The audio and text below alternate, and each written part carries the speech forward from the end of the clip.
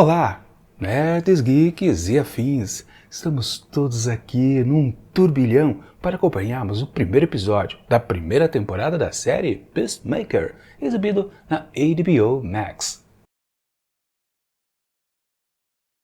Pois bem, pessoal, temos então um spin-off, uma cria lá de Esquadrão Suicida, filme de James Gunn, exibido lá no ano passado, em 2021. Que foi uma espécie de segunda tentativa de se fazer um longa-metragem justamente a respeito dessa equipe completamente despirocada que já era no primeiro filme, né? Esquadrão Suicida, naquele conjunto de vilões que trabalham de maneira forçada, né? Para o bem. Pois é, lá naquele esquema de Amanda Waller, né? Aquela grande figura, gente boa, né? E, enfim, todo mundo sabe que o primeiro filme lá do Esquadrão Suicida não deu certo. Ele tinha os seus probleminhas, ele não funcionava enquanto roteiro, não funcionava também em termos de ação, e cada vez que se avançava mais na história, tudo meio que desengrenava mais ainda, né? Teve até um momento constrangedor, acho que muita gente se lembra, né? Onde aquela personagem, Magia, se não me engano, o nome dela, né, que era a mocinha, depois acabou virando vilã, entre aspas, né, e ela fazia aquela dança meio exótica, né, numa situação que todo mundo ficou meio que se encolhendo ali na cadeira do cinema. Mas é aquela coisa, né, certos diretores não podem tentar fazer graça porque não tem o cacife, mas James Gunn tem cacife. É exatamente o que ele faz aqui pra gente. Inclusive, aqui na abertura da série, tem dancinha. Como também tinha, né, lá em Guardiões da Galáxia, que foi justamente seu primeiro produto, onde ele ficou conhecido por todos, justamente pelo seu estilo escrachado, de fazer qualquer sandice, e a gente aceita numa boa. E se tiver uma trilha sonora bacana acompanhando, aí a gente fica babando pelo produto que ele oferece pra gente. Simplesmente um sujeito, um autor, que tem aquela coisa de o que você apresentar, nós aceita de boa, fio. Basicamente é isso que a gente pode perceber aqui quando a gente assiste ao primeiro episódio aqui deste produto e percebe, caramba, que maluquice é essa que ele oferece? Sim, é uma história completamente fora da caixinha, né? Não tem compromisso com uma coisa séria, se bem que tem um tracinho, um fiapo ali no meio que depois a gente pode dar uma discutida a respeito. E claro, a gente sabe o produto que a gente vai encontrar por aqui na série. Claro, um derivado lá do que tivemos em Esquadrão Suicida sobre a sua assinatura, mas com um jeitão, uma pegada assim um pouco bem mais lenta. Vamos combinar também, né? Mesmo porque lá no filme tínhamos vários personagens, todos um mais piradinho do que o outro. Aqui basicamente a gente tem a figura centrada da maluquice mor na figura assim do pacificador. E os demais personagens, que claro, também são protagonistas aqui do produto, não chegam a ter a mesma excentricidade dele. São personagens também esquisitões, com suas características também bem particulares, mas por eles talvez não serem também vilões com superpoderes, a coisa fica mais distanciada. Claro, depois quando a gente num próximo episódio conferir lá o amigo do Peacemaker, o vigilante, pode ser que sim, aí apareça um sujeito que meio que rivaliza com ele, mas isso é uma questão mais para frente. Aqui, vendo o elenco principal de pessoas, entre aspas, muitas aspas, normais, a gente pode considerar que sim, tudo que eles possam dizer não chega exatamente a ficar de frente ou competir, digamos assim, com o carisma do Peacemaker, né? Que sim, tem todos os seus problemas de relacionamento também, quando a gente vai, claro, entrando naquela questão que sim, tem um textinho sério também aqui neste episódio, ou melhor, para a série inteira, com certeza, porque ele trata de motivos, digamos assim, que não são politicamente corretos. Vamos combinar, né? Onde, por exemplo, talvez o ponto maior é que o personagem é completamente machista, um cara grosso, não digamos mal educado, mas ele não tem papas na língua, ele fala, né? Fala até demais, e claro, a gente pode colocar o personagem naquele conceito do personagem bobão, né? Não dá pra dizer que ele é um sujeito inteligente, né? Os outros normais, as pessoas normais que participam ali da equipe que ele é contratado, podemos dizer que sim, são pessoas ok, né? Tirando, claro, por exemplo, a figura da Liota e também lá a Economus, né? Que teriam as personalidades mais panacas, enquanto lá o Murney, que é o chefão, e a Harcourt digamos que são pessoas mais sensatas. Ou pelo menos aparentemente, né? De qualquer forma, a base das barbaridades sempre vai sair da boca, sim, do Smith, né? Do Christopher Smith. Futuramente, com certeza, com seu amigo vigilante. E, em segundo lugar, o terceiro lugar, da boca lá da Adebayo, né? A Liyota Adebayo, que, claro, a gente percebe logo... Quer dizer, logo não, né? Foi mais pro finalzinho do episódio que a gente descobre que ela é filha da, justamente, Amanda Walker, né? Que numa jogada ali meio de vingança, né? Que a gente meio que determinou isso, ou melhor, descobriu isso, né? O filme determinou, o Esquadrão Suicida determinou pra gente, na sua cena pós-crédito, onde a gente descobria lá depois que acabava toda aquela aventura lá no projeto Estrela do Mar, né? Que eles encontram a Estrela do Mar, literalmente grandona. Descobrimos que o personagem não havia morrido, né? Daquele balaço lá que havia recebido. E, bom, só para lembrar uma coisa para quem não sabe, né? Toda a série aqui ela foi produzida enquanto justamente estava se fazendo a filmagem de Esquadrão Suicida e teve que dar uma parada por causa justamente da pandemia, né? Naquela falta do que fazer, James Gunn simplesmente começou a fazer as suas anotações a respeito de talvez um show para o personagem Peacemaker. Segundo dizem, porque ele gostou da atuação, olha só, dramática do John Cena, justamente quando estava interpretando esse personagem, que claro, é fora da caixinha, como todos os outros lá do filme, mas chamou a atenção dele. E ele ficou com aquilo na cabeça, não tinha nada o que fazer, começou lá a escrever uma série de 8 episódios e meio que fez de graça, não foi pedido, não foi encomenda de ninguém. Claro, quando ele viu que o produto ficou interessante, já que ele tinha tempo realmente para ficar pensando no assunto, ofereceu então para a HBO Max, outra vez para a Warner, sei lá para quem ele ofereceu exatamente, mas com um produto que sim vingou aqui dentro do serviço do streaming. E é claro, funcional. Ele tem todos os motivos, aliás, para continuar, né? Porque também dizem, né, que no fundo, o começo era apenas como uma espécie de minissérie, ou seja, com um começo, um meio e um fim bem estabelecido, mas que talvez, claro, ele já deve ter reescrevido, já deve ter regravado a cena para deixar uma boa oportunidade de tudo ter uma continuidade para uma segunda, terceira, quarta temporada e por aí vai, porque só pelo começo a gente percebe que o negócio rende bastante. E aliás, rende com quase nada, porque se for analisar o que acontece de fato aqui no episódio de estreia. Basicamente, aí chegando no começo dele, descobrimos que ele está lá ainda no hospital, acabando de se recuperar e simplesmente recebe alta lá da sua médica e em seguida ele vai embora. Ué, já que não tem ninguém me vigiando, não vou ser preso de volta, então vou voltar para casa. Basicamente é isso. E logo em seguida já tem aquela cena de créditos, na verdade de abertura, né, com aquela famosa já dancinha, feita por todo o elenco. Inclusive tem vários personagens que aparecem ali na abertura e não estão aqui no primeiro episódio. Dá para perceber que são policiais, né, pela vestimenta, então provavelmente eles vão aparecer em seguida, logo no próximo episódio, né? Mas enfim, o que vale é que logo depois ele vai para casa, tá lá de boa e sim, aí ele é contratado, né, por essa nova equipe, que a gente não sabe, aquilo é uma espécie de dissidência, então lá da grande equipe da Amanda Walker, lá da Argus, né, que é a entidade que ela controla, né. Mas basicamente ali está servindo como um certo castigo, né, porque eles, principalmente a Harcourt e também o Economus, eles se revoltaram contra a Amanda Waller lá no filme, né? São literalmente os dois personagens resgatados de lá, assim como também o Peacemaker. Agora, por que exatamente esta missão aqui lá do Projeto Borboleta é completamente à parte da Waller?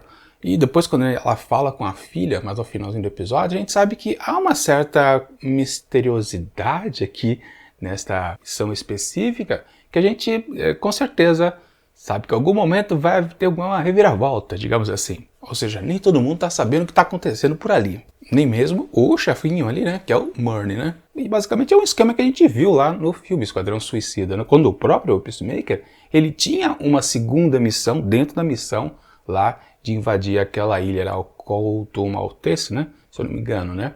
Ou seja, aqui dentro dessa equipe, então, comandada por Murney, cada um deve ter uma missão específica que a Amanda Waller deve ter dado, né? Especificamente. Sendo que apenas a sua filha, a Liyota, é que sabe de tudo. Ou nem isso, talvez, né? Porque ela também é uma figura toda atrapalhada. Com certeza, ela é uma segunda protagonista aqui da história. Acho que não dá pra dizer que não. Mesmo porque é a única que ganha uma história só pra ela. pois a gente acaba descobrindo que ela é casada e os outros personagens não têm a parte, né? Um tipo de personagem escada, né, que lhe dá motivo para explanar a respeito da sua vida. E aliás, isso é bem evidente porque assim que acaba, né, exatamente a abertura, já entramos na história justamente da Lyoto Adebayo. Basicamente é isso, né? Por isso que isso dá destaque. Claro, a gente percebe que ela está sendo destacada porque é a filha da Amanda Waller. Não, não é. Ela é realmente uma quase protagonista mais fortinha, digamos assim, né? Falando em fortinha, vamos falar então do tom cômico aqui dessa série, que claro, vai pelo humor completamente politicamente incorreto, né? A própria Lyoto, ela tem a sua carga dramática não, cômica, justamente porque ela se coloca como uma figura que de peso e faz aquele gênero, de vez em quando, só pensa em comida. Acho que tem umas 2 ou 3 situações onde ela fala, coisinha gostosa para se comer. Basicamente isso, né? Se repete, claro, esse tipo de piada, mas porque você pode pensar, não, já que ela é uma personagem que está casada com uma outra mulher, então vai se ter aquela coisa, né, de falar sobre o lesbianismo, sobre as diferenças de gênero, e patati, patatá, vai ser aquela coisa chata, né? Mas não estão focando nisso, pelo menos por enquanto, né? Mas se usa, por outro lado, para compensar, talvez, até atingir 2 públicos bem diferenciados com a mesma série, coloca-se o humor escrachado, um pouquinho mais forte, que muita gente pode considerar justamente o tipo de público que vai querer se interessar pela história ali das 2 mulheres, não vai se interessar pela ofensa aos gordos. Entenderam o que eu quero dizer? É um conflito de ideias que temos por aqui. Claro, super baseado também na questão que o sujeito principal da série é um completo machista. Quer dizer, ele não é um machista, mas o que sai da boca dele soa completamente para todo mundo. Como naquela cena, por exemplo, que eles estão lá na lanchonete e ele se refere ao derrière da garçonete. Obviamente, aquilo poderia se tornar um discurso completamente chato, mas nas mãos do James Gunn aquilo fica divertido. E de novo, agrada os 2 públicos ao mesmo tempo. E acho que a batida da série vai ser exatamente essa em todos os episódios. Sempre vai haver esse confronto de público completamente diferenciado que você nunca imaginaria que pudesse assistir o mesmo tipo de produto. Porque, claro, um grande grupo vai dizer, não, está tendo pura lacração por aqui. E do outro lado, vai se dizer que, não, está sim, se respeitando todas as diferenças e as minorias. E patati patatá. Ou seja, todo mundo meio que sai satisfeito daqui.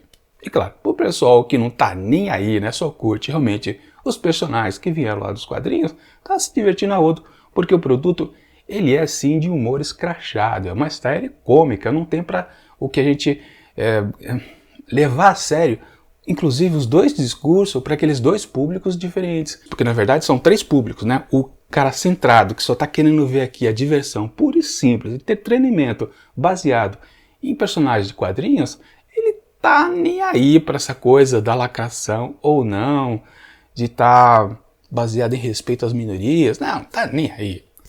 Contanto que os 2 lados extremados não estejam exagerados para tirar exatamente a diversão de quem só quer ver filme de super-herói ou série de super-herói, beleza, não tem problema. E é o que eu disse lá no começo, quando eu estava colocando aqui o desastre que foi a primeira tentativa de se fazer o filme de Esquadrão Suicida por um diretor que não conseguia o domínio do escracho, até que talvez uma única cena da dancinha famosa lá da magia, mas o James Gunn consegue fazer isso o tempo todo. E ele também consegue fazer esse equilíbrio entre os 2 tipos de público de uma maneira bem leve, que não agride ninguém. Eu acho que ninguém pode considerar apenas o chato dos 2 lados, né? Vai dizer, não tá tendo lacração, não tá tendo não sei o que, enfim. Eu quero mais é me divertir por aqui, não tô nem aí com essas baboseiras ideológicas. Vamos combinar, né? O que vale, pros 2 lados eu tô dizendo, hein? Vamos frisar isso, não tô defendendo nenhum lado. Eu estou defendendo exatamente o público do meio, que é o público que quer apenas um entretenimento de qualidade, diversão pura, com muito escracho e também bastante música legal. Bom, claro, a gente precisa perceber que esse episódio aqui está dividido em 2 etapas, né? A primeira, claro, de apresentação ou um contato, a conexão que ele tem, a série, com o filme, que é antes da abertura, depois da abertura, aí sim temos a primeira etapa, onde temos a construção de todo esse grupo para a qual o Peacemaker tem que trabalhar obrigatoriamente, porque ele ainda tem que cumprir a sua pena ainda dos tais 30 anos de reclusão, mas ele pode ficar aqui fora, contanto que trabalhe para eles, né? E seja, claro, um assassino, digamos assim, obrigatório de pessoas más, né? Daquele conceito interessante do personagem, que ele considera, claro, um vilão, por isso que ele estava preso, né? Por isso que ele foi usado por Amanda Waller lá no Esquadrão Suicida. Mas ele tem aquela coisa na cabeça que ele pensa que ele está fazendo o certo. Na verdade, ele só liquida com os cidadãos que, digamos, passam de algum limite de respeito a alguma lei. Vamos considerar que ele é o cara do bem, só que ele faz de maneira torta. Por isso, acabou enjaulado, mas ele não consegue tirar isso da cabeça que ele está fazendo sempre o correto para a nação. Porque sim, ele é um nacionalista. E é óbvio, né, que o pai é um cara super mais ultra. Mas, na comparação entre um e outro, a gente percebe que sim, ele está longe de ser um cara que vai se igualar aos ideais do pai, que obviamente vai ser motivo, sim, de alguma coisa mais para o futuro na série. E um detalhe importante, né, nos quadrinhos, eles não são pais e filhos, são personagens distintos. Bom, mas o que vale também, como eu disse, o episódio tem uma segunda parte, que aí é aquela coisa que você fala, caramba, o que foi que aconteceu exatamente naquilo? Assim, é um tom de mistério que acontece, a gente não tem explicação exata, porque obviamente é o segundo episódio que vai fazer a conexão dessa coisa que não tem sentido para algo que talvez tenha. Bom, estou me referindo, obviamente, àquela mulher que o Peacemaker encontrou no bar e logo já foi aliviar aquela coisa engasgada durante 4 anos. Ele precisava se aliviar, digamos assim, né? Nos termos que ele colocou, que foi bastante engraçado. Enfim, o que vale, né? Ok, foi só um encontro casual, um encontro sexual, mas de repente aquela mulher fica doida da Silva, ela não diz um ai em toda a sequência, né? E a gente não sabe por que ela tá atacando ele. No começo parece que é só uma mulher, talvez, doida, né? Coitado, deu azar e pegou com uma maluca ali, né? Foi fazer uma aventura assim, né? Isso acontece, né? Que é exatamente até um contraste com o que poderia acontecer. Um sujeito super machista se aproveitar de uma mulher indefesa num barzinho. Mas foi o contrário, né? Você pensa, talvez seja isso, né? Mas não, no fundo a gente acaba aos poucos descobrindo que aquela mulher, ela não é normal, ela é forte, ela tem um comportamento animalesco, né? Ela consegue pular lá de cima do prédio, né? Ele também se joga, para falar a verdade, né? Mas ela se joga de uma maneira muito mais, que a gente pode considerar entre os dois, né? Que ela tem mais poderes, né? Ela é mais capaz de atitudes mais agressivas do que o próprio vilão ali, que é capaz de matar qualquer coisa.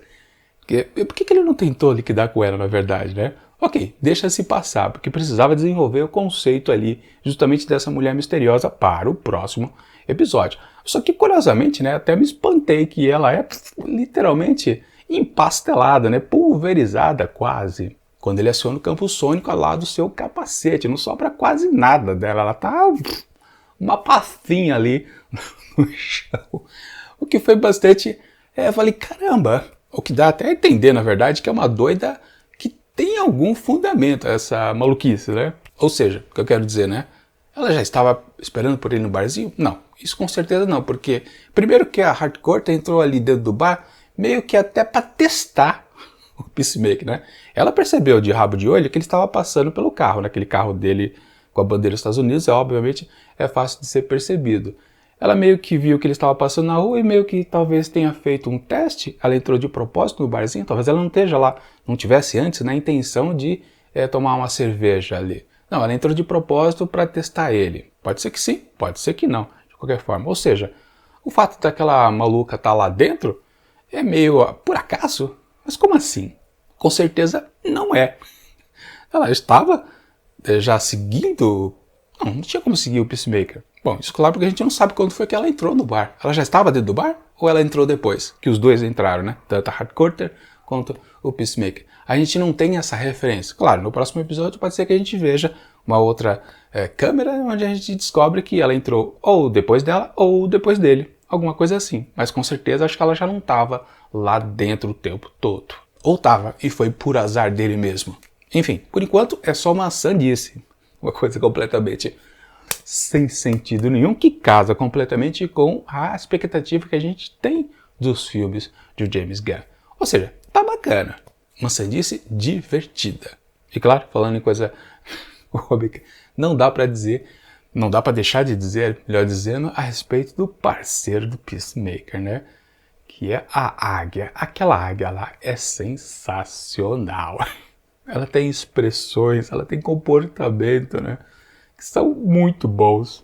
Com certeza, um dos melhores episódios aqui da série, por enquanto, é a águia. Ugly, né? Tanto que, quando aparece em cena, você já sabe, vai ter alguma piadinha visual. Caramba, a águia lá, quando tá pai e filho conversando lá na casa, ela tá o tempo todo lá, o abraço que ela dá, quando ela tá tomando um arzinho lá do carro, enfim. E no final, né, do episódio, né, quando ela se achega lá com aquele animal que ela pegou não sei aonde, não sei se na explosão o bichinho lá, parece uma doninha, né, saiu voando, não sei o que é, ou ela pegou em outro lugar, mas de qualquer forma trouxe um presente para o amigo, né, pô, come aí, né, tá meio fraco, meio abatido. E depois ela chega assim toda de lado, né, pô, é sensacional. É um personagem fundamental aqui para a série, com certeza. Enfim, eu me diverti bastante aqui com esse episódio de estreia de Peacemaker. Espero que seja sempre nessa batida o tempo todo. Eu torço muito para que essa série não caia na burrice de entrar naquelas questões dos dois públicos que está atingindo ao mesmo tempo. Não quero saber se, na verdade, na cabeça do autor, James Gunn, ele realmente está centrado nesse lado ou no outro. Eu espero que ele não esteja, ele só queira mesmo divertir o público aqui do meio, que veio pela diversão. Digamos que ele engane os dois públicos. Vocês estão achando que eu quero lacrar? Vocês estão achando que eu quero apenas fazer coisas politicamente incorretas? Vai acreditando, não estou a fim de agradar nenhum dos dois públicos. Ou estou, mas no fundo eu quero apenas o pessoal aqui que veio pela graça, pela comédia, pelo escracho. Torço para que ele não caia na burrice de tentar fazer coisa errada, de agradar esses dois públicos aqui, que são de grupos ideológicos e realmente, ó, isso não leva a nada. Leva apenas a fazer com que o público aqui do meio, que é o que sustenta a audiência, vá embora e não volte para uma segunda temporada. Por isso que eu torço que ele não faça esta cagada. Enfim, para esse primeiro episódio aqui de Peacemaker, eu atribuo 4,5 asteriscos.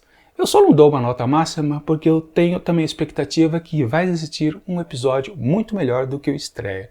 Quando toda a engrenagem da narrativa já estiver desenvolvida e juntar Lé com Cré e a gente descobrir, caramba, que episódio da hora. Eu estou na expectativa, mas por enquanto é uma boa nota. 4,5 asteriscos, quase perfeito.